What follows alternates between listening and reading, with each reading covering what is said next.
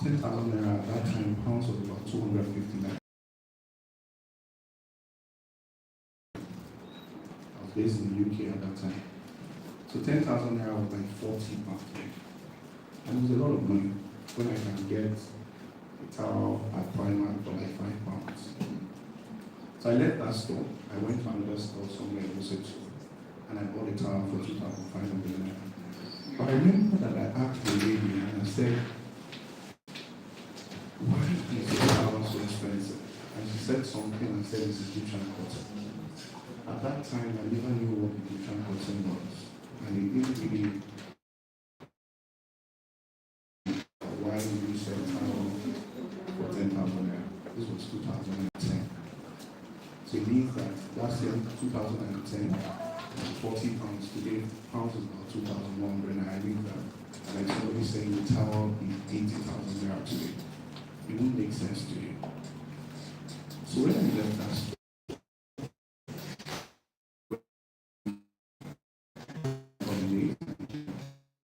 and I was in a store, and I stumbled on the towel, and I saw 100%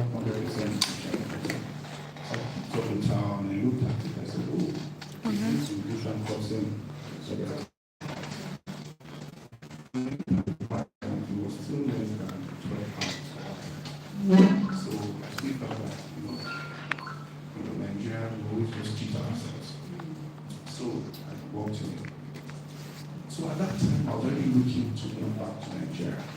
As an entrepreneur before I left uni, I already had my businesses while I was in uni.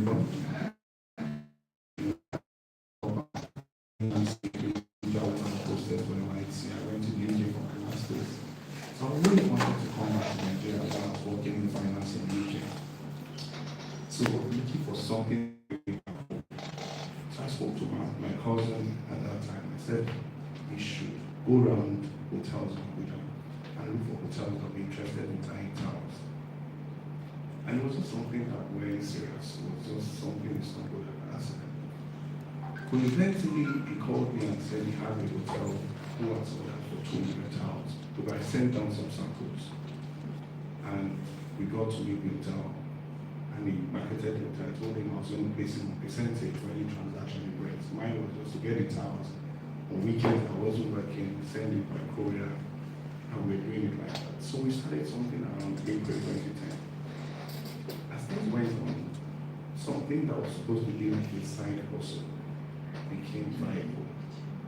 We were doing 2,000, 3,000 towers a month. And, considering the fact that I'm coming from finance, so I told my friends sometime in September, and my family that I was going to resign and go back to Nigeria. At that time, I wasn't married, so there was no responsibility as such. But I felt like once the worst will happen, whatever happens, I dust my certificate and I go back to the UK. And I do continue. I had a work permit at that time. So when I came back, coincidentally, we went to different hotels and transactions were just coming in. So I'm now wondering, I said, why was nobody really marketing these hotels? What I discovered that the customers, or the competitors rather, were actually the general managers, the managers of the hotels. So the GM either give the transaction to his brother, to his friend's wife, to do supply, and they just create like a club-like clique around every hotel management. So we kept meeting these people, and at that time there was nothing like hotels.com.ng. There was no way to gather database, so we had to gather this data manually from one street to another, aggregating this data from hotels to hotel. But there was something I found out that these hotels wanted somebody who would do this hotel amenities supplies, everything around their home textile, and why it's important to say this story is that I see a lot of people thinking that without working capital or without they're not able to build a business organization. But I always look at the tenacity and the longevity of those just people trying to raise money and their financial discipline. You know, I would say something that is better to sell bread and a car to 1 million people than sell Rolexes to 5 people. It's about the size of the market. So we discovered that as of today, we have 28,000 hotels in Nigeria.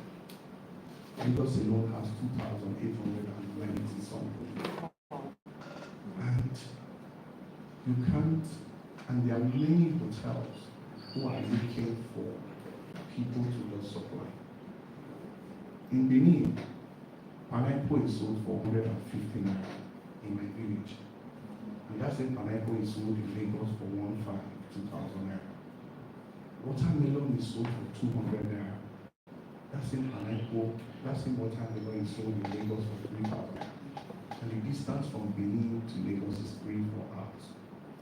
So if you hire a truck and by bringing pineapple from Edo to supply to hotels.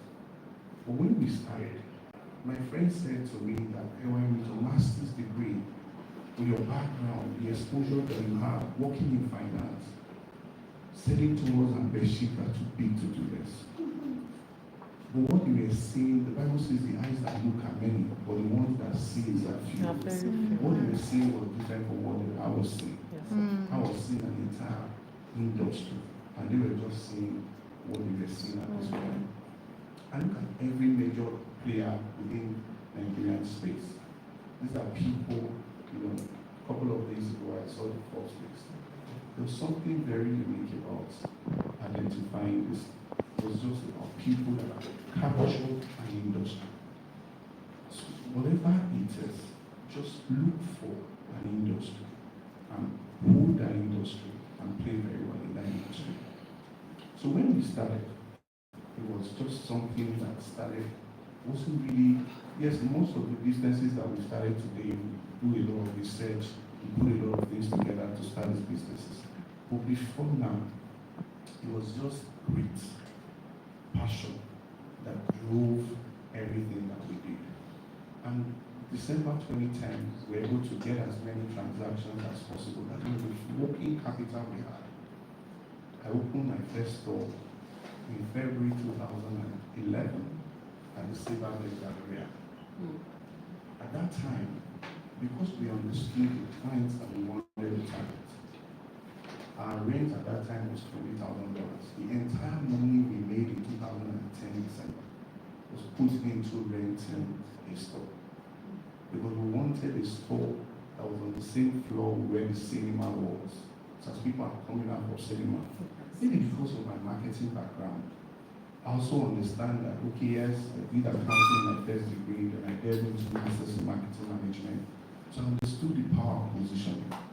And I knew that going to Silverbird Galleria and paying $20,000 at that time for rent wasn't because I had so much money. But I knew that if I spent that money on people or whatever it is, people will not have this opportunity to experience my product. So I know that people need to walk into the store, feel my product. It's one thing to communicate on social media. It's another thing to have an experience center for people to experience your product. I know that the difference between this particular brand or this particular product is different from this other one.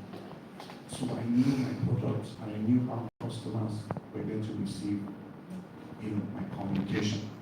And we had our first store. So that first store was something that helped us with our brand position. From day one, in 2011, we were able to appeal to the audiences that we wanted to attract because of the location that we had a store. At the time we were paying for this store, if I tell you that it was 99% of the entire revenue in our entire business that we put into opening that store, it was important that we open that store for brand visibility, market, penetration. And there was something that we were offering that a lot of times, we came up with products like, or businesses like opening and writing different things on your towels. We're doing 10 years on towels. So I was just thinking of innovative ways to make towels feel exciting for people. People were making towels for their kids. We're doing hooded bathrobes. We're first to do bathrobes, bridal collections at that time. You're getting married, the bridal party, father of the bride, mother of the bride. So we're just bringing a lot of innovation into this old product. That's what in 2011. And I think people now began to find our brand exciting, brand that was innovative, and brand that was also young at the same time. So we're getting a lot of, so as the business went with adding products, so we started with just towels, and it went with, adding bathrobe, we added bed sheets. When we started selling diffusers in 2011, so many very sophisticated people didn't even know what diffuser was. They would come, they're struggling, for what? Air freshener? 20,000? For what? We're struggling to convince people to buy. We have seen how this market has evolved. That is the advantage of the first movers advantage. Taking advantage of things that are not yet, saturated. And these are the things. So when I'm talking about this story of Esoraeluxury, so nobody is assuming that these are just big conglomerates that have just come from nowhere. There were sacrifices that were put into this thing. There were late nights, there were Christmas orders, there were Valentine orders. We're throwing everything into our corporate communications. We're using social media, also things. We're doing partnerships, we're doing collaboration.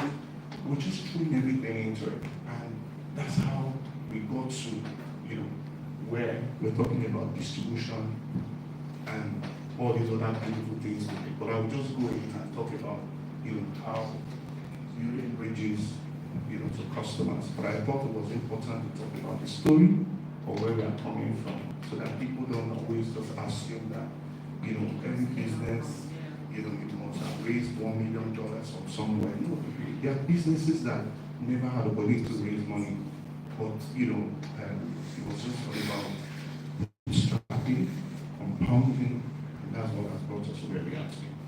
Thank you. If I look.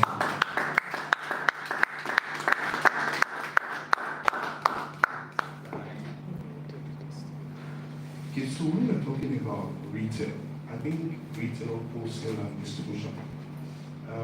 So we know what retail is. Retail is selling one product to a customer. Right? I'll just happen what fast. Right? Analyzing the role of retailing, wholesaling, distribution. It's quite interesting. I can use my phone, sorry, instead of turning my neck.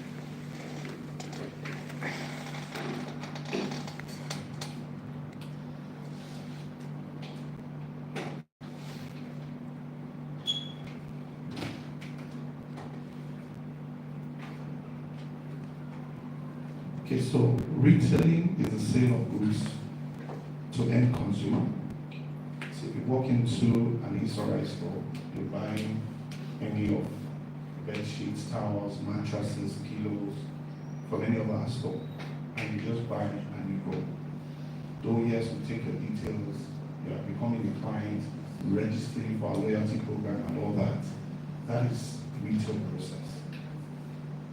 I know that a lot of businesses that have done very well globally, from locally, from the Dangotes to the Talaran, all the multinational companies that have done very well in trade and commerce, what they did better than every other person was to build capability. The people, the processes, and their technology. That's where what they did better than every other person.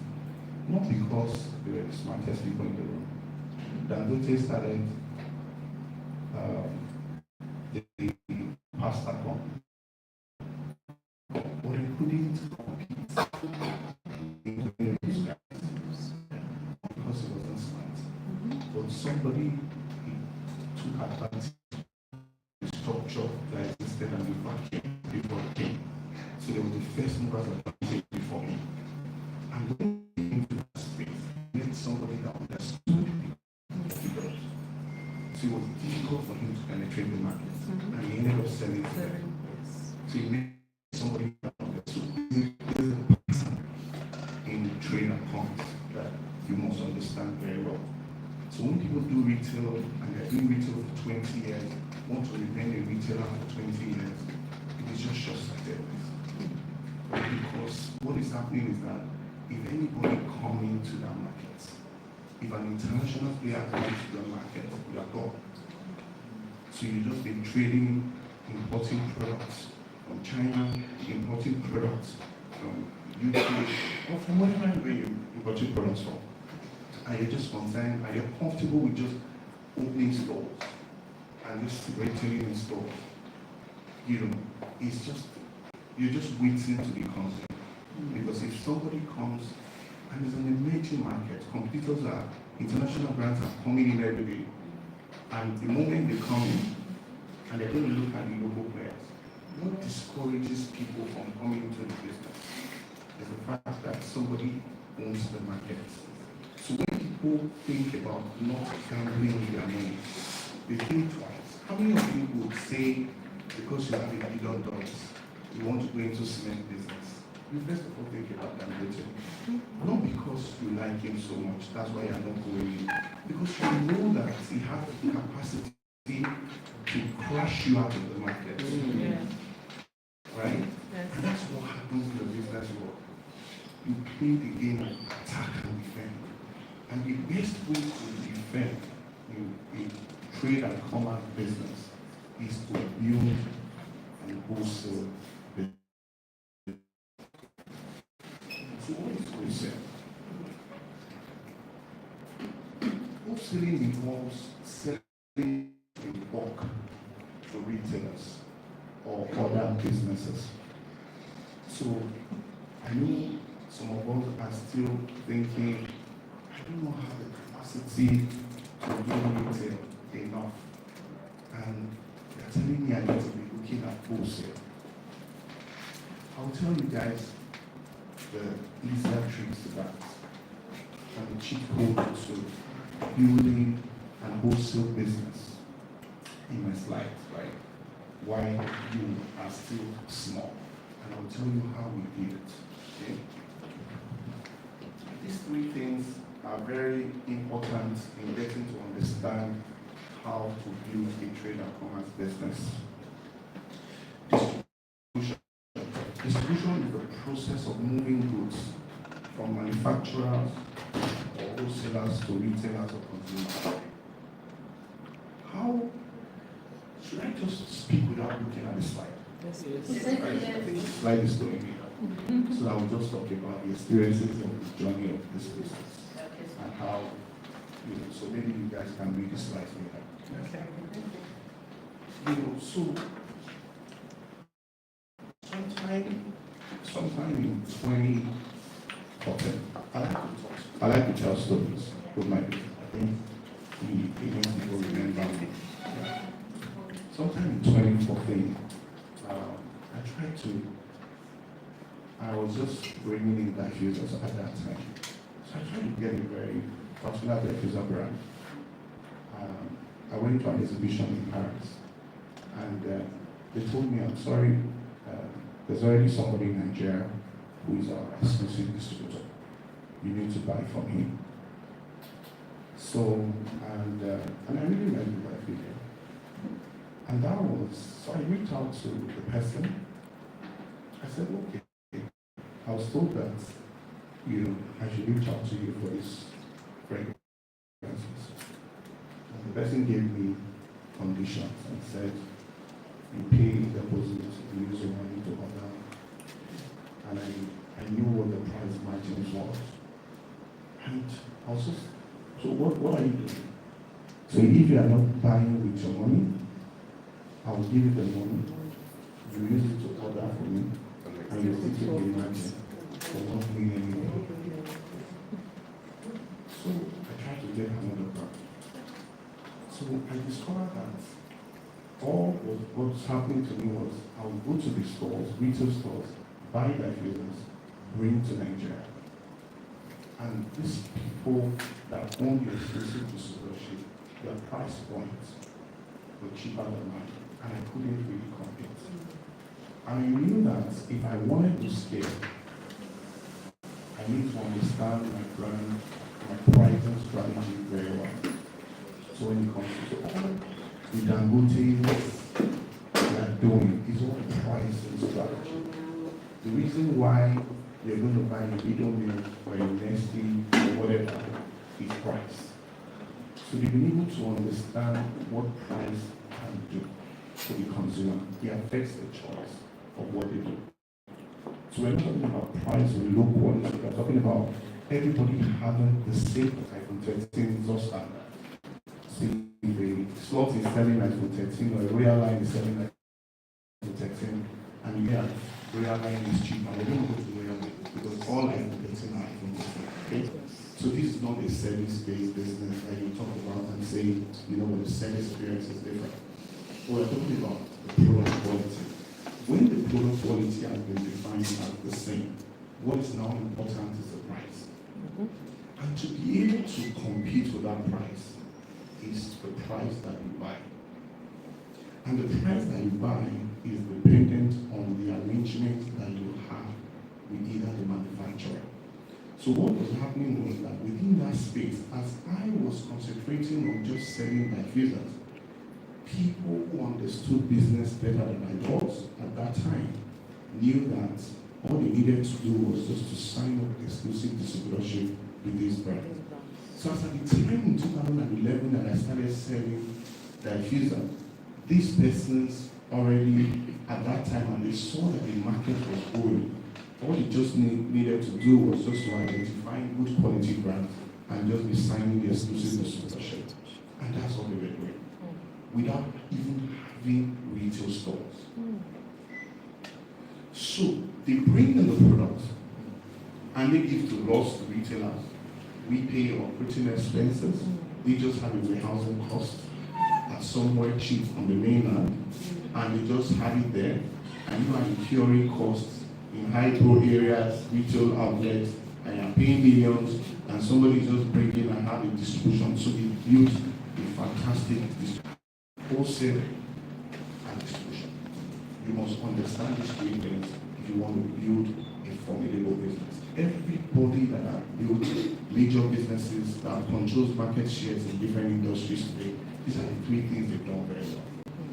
Now, in identifying these three things, I knew that the three of them has their benefit. What retail does is that retail gives you the margin. Retail gives you the margin. The margin that you enjoy as a retailer is healthier than the margin you enjoy as a wholesaler. But what wholesale does for you is owning the market and controlling the market. Why second benefit of also being a wholesaler is that a distributor is that you can sign up suppliers credit arrangements with brands. So for example, I remember sometime in 2018, one of the biggest challenges we had that became a big lesson. We were approached by Mocha Phone. We just kept thinking about private label. And Mocha Phone came and said, "Sorry, we need you to do, people have been saying that you have very good pillows. We need you to supply pillows to us. And we need you to do mattress stopper for us."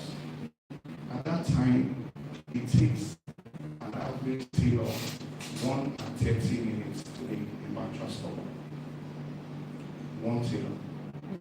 And at that time, we had about maybe 30-something to 40-something tailors. And Mocha gave me an LPO to supply 2,000 mattress stopper in 10 days. We had just 3 stores at that time.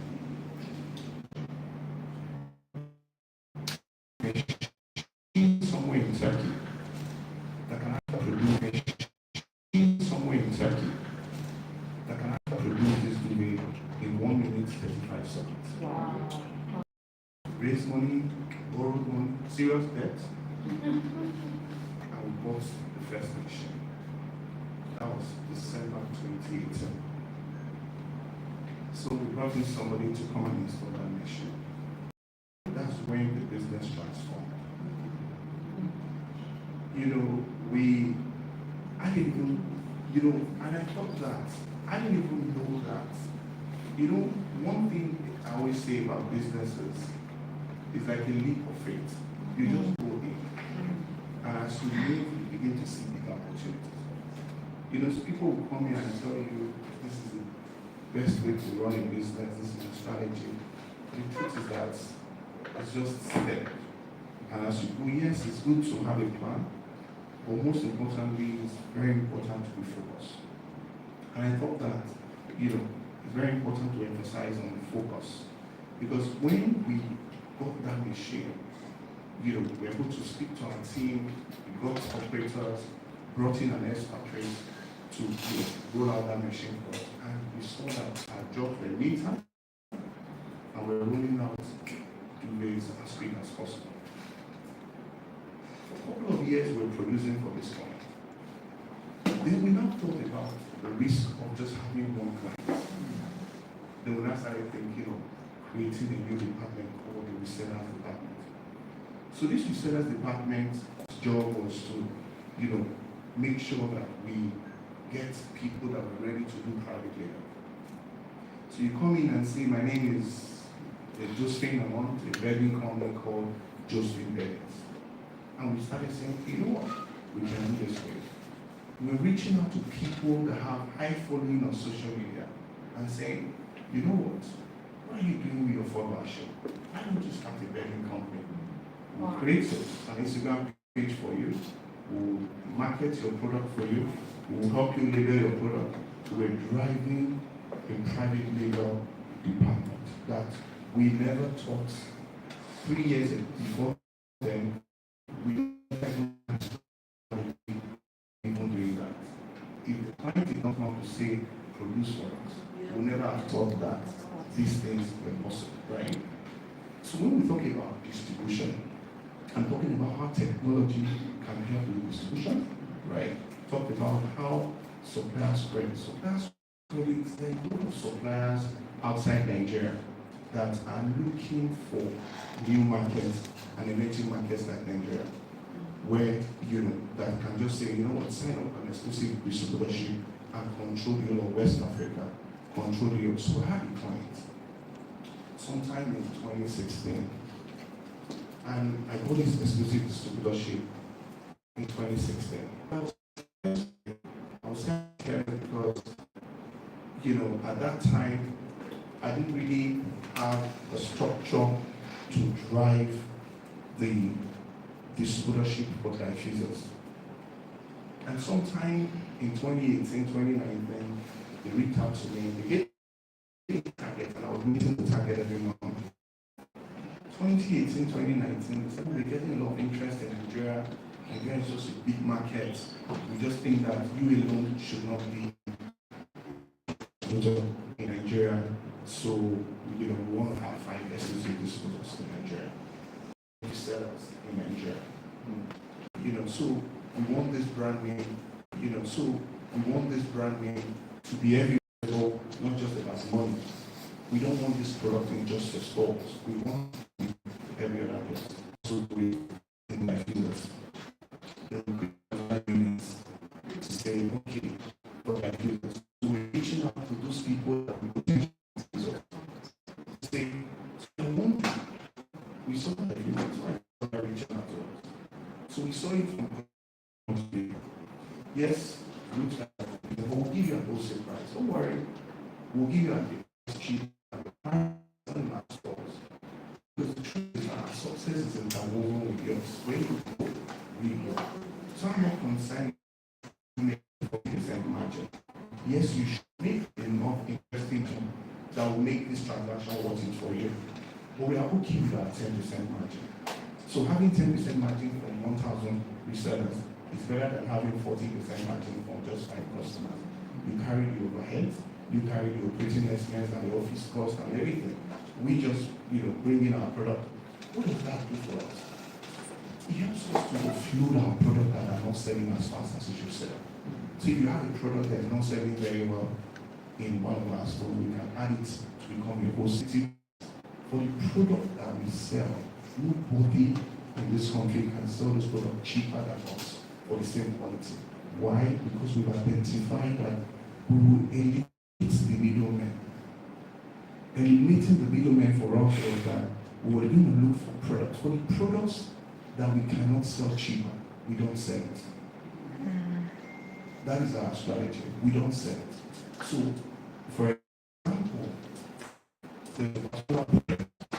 how do you weigh this thing? Supplier credit is something that whatever you need to do to win your supplier's confidence, that's a secret to growth in retail. If a supplier can trust you, you can build capacity for them to give you products on credit. Right? So when we're bringing in products from pure capacity, how we need to go and borrow money from the bank and get supply, and make sure I can able to build that same credit to brands that are credit worthy. And what that does is building relationships. So the truth is, when it comes to retail business, the success of every trade and commerce business is your ability to integrate these three components together. Your retail, your wholesale, and your distribution. Distribution, we're having a lot of challenges. Sometime 2 years ago, we did a lot of campaigns we increased our marketing budget, and we're doing a lot for marketing. And the challenge that we have is that we're overwhelmed with distribution, right? We outsource the distribution to a third-party logistic operations company. One of the challenges that we had was that this third-party logistic company, whenever they come to us, our items are bulky. So items can be light, but by space. So the logistic company charges us a volume. So they do the length, breadth, and weight, charge us volume weight. And by the time you're delivering a duvet somewhere in Abuja, they're telling you 6 delivery makes sense for them. And because a lot of the audience don't understand that delivery is based on weight and volume, they're like, oh, I bought a hair from DHL, they use DHL, and you are using this company, why are you more expensive? The items have been charged volume weight because they occupy space. Because we also want to make sure that the way these items are delivered, they come to our bags, they come to our boxes, and if it's diffusers, they come with bubble wrap so the bottles don't break. And all these things is adding to the gross weight, right? And we're sending it out to you. Just let me know when my time is. I was shipping out these items, we discovered we're struggling with delivery costs. So somebody said, somebody says, oh, I'm going to buy a mattress. Our mattress weighs about 50-something kg. And sending that mattress to somewhere like Taraba or Abuja or Port Harcourt would cost about 40K. And it doesn't make sense to someone. Why should I buy a mattress and still spend 40,000 naira to get it delivered? So delivery in Nigeria, because of the infrastructure, is a big problem. It's one of the biggest challenges with e-commerce. A lot of e-commerce companies have to invest in logistics. So you're seeing the Conga, the Jumai. The truth is, if you're an e-commerce company, you really don't have any business investing in logistic infrastructure.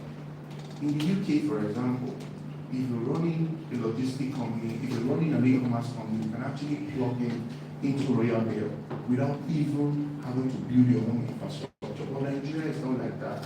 You find out that when you run a business, you have to create the entire backward integration and value chain because they might not be.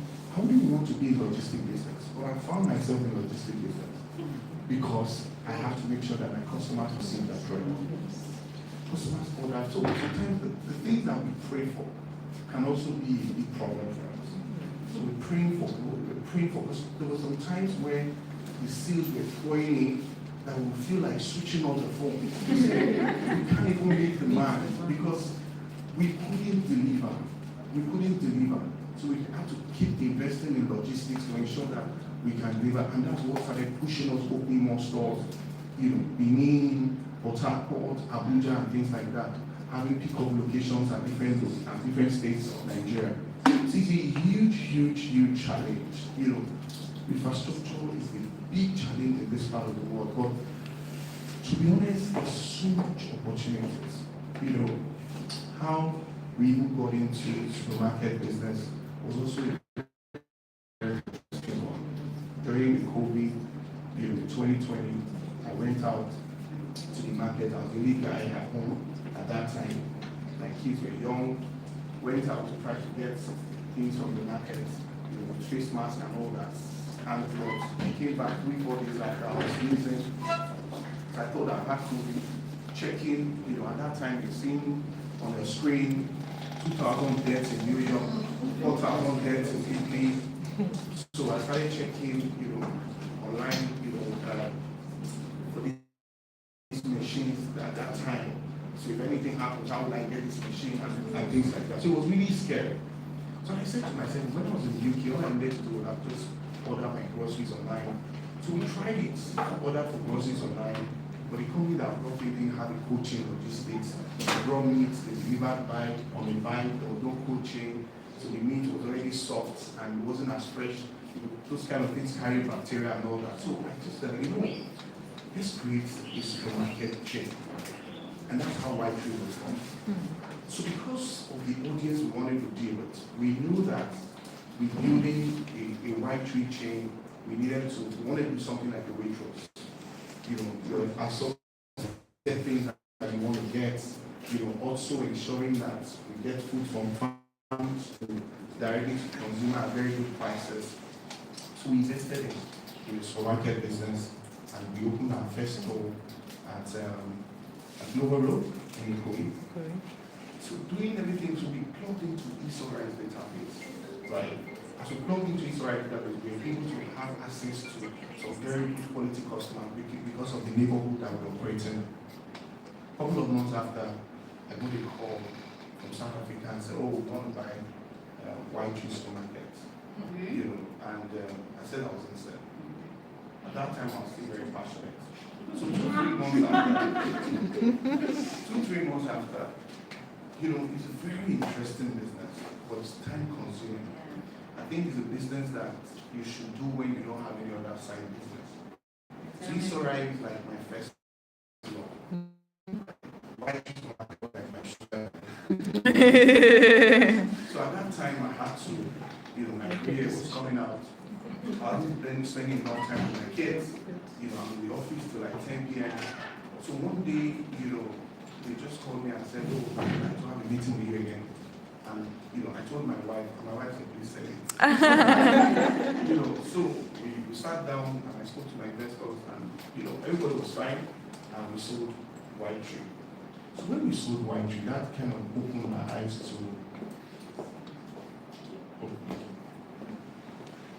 thank you. That kind of opened my eyes to a lot of opportunities within investment. And so I saw, that makes sense. This is what I've always wanted to do. As an accountant, investing in business, entering and exit, and this just came on my table without even trying to chase for it. So when we sold White Tree, we decided to set up a private equity company to start investing in business.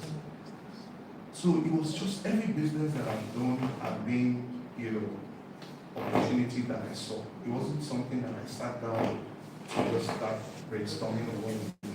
For the school, for example, I wanted my first boy to go to a particular school in Lagos. So I was on waiting list for 2 years. And, it's Lagos. So it was a very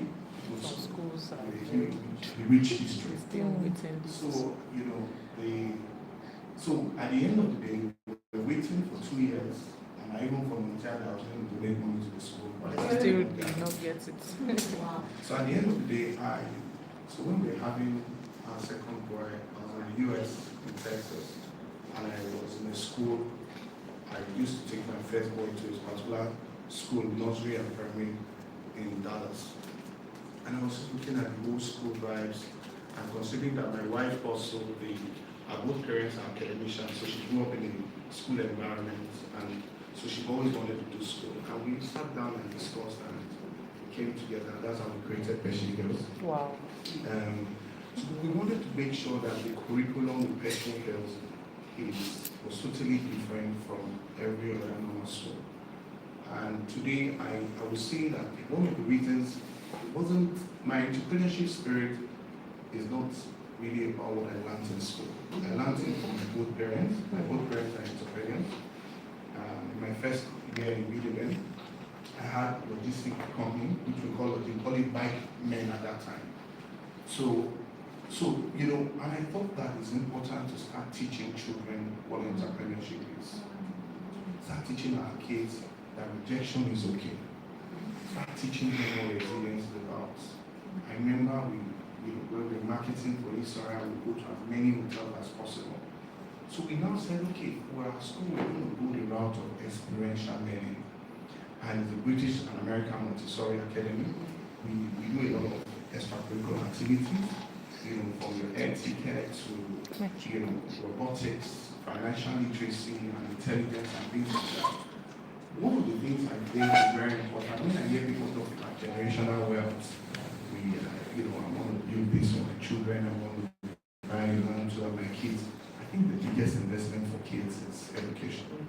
And the quality of education that they get, and the people that they interact with, the confidence, because the truth is that with everything going on social media, you're wondering, these people, what are their parents?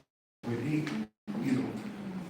and where the abnormal things are becoming, and you are wondering, where did we get it wrong?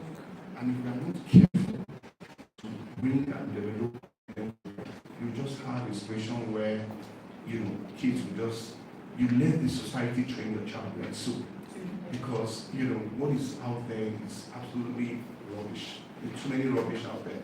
And I think it's very important that we need to build and develop confident kids. And for us in Pershing Hills, it's very important, that, during the year itself, we're pushing it, experiential learning, and we're very big on that. So all our businesses is all about how do we give value to people. It's all right about getting the right price to the customer.